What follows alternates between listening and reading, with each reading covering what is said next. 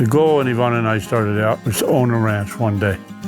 And we got started in the Angus business through Bob and Ethel Lund at Weebo, Montana. We bought our first cattle from them.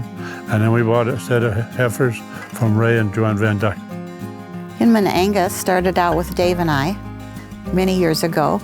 And then our daughter Heidi and her husband Billy decided they would like to be involved. And so they joined the ranch and they've been with us all these years. And more recently, their son Tyler has decided he'd like to be on the ranch. And so he and his family are also here. So we have 3 generations. Our other daughter and her husband, they live in Montana, but not in Malta with us.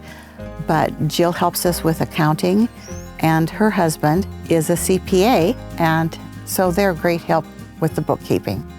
When we bought the ranch, it was run down. It had been used pretty hard, but it was a good fit for us because we wanted a ranch that had some irrigated ground on it so that we didn't have to sell cows in a drought year. And so that's worked good. We got some irrigated ground, we got some range ground, we've cross-fenced, we've put water in. It's unbelievable, so much better. We got the feed today we didn't used to have, we do today. It's a work in progress forever, and it will be for the next generation and the next one.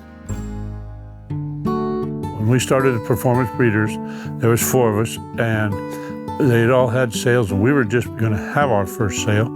So we decided that we'd do it together. And the reason we wanted to do it together is because at the time, we wanted more bulls in one sale. And sales at that time were not as big as they are today. It was awesome. We made a really good deal. It worked.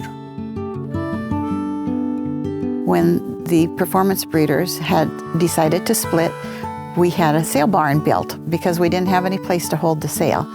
And it was great fun, just putting it together and hoping that everything would come together nicely. And since then it has, and we continue to have our sale on the first Tuesday of April. And it's been wonderful meeting all the people that come, and we have so many friends and neighbors that help us get through sale day, and we certainly appreciate that. Cowboy Up was the highest bull ever sold in the state of Montana. Dave knew when he saw him he was going to be a winner. He's able to spot some of them sometimes. It was a big day for all of us involved. Joe was going along, he got started, and he got up there to about $200,000. He said, well, that's good enough for the first heat here. We'll stop and think about this. And he looked over at me, he said, Dave, he said, breathe. He said, just breathe, it's okay.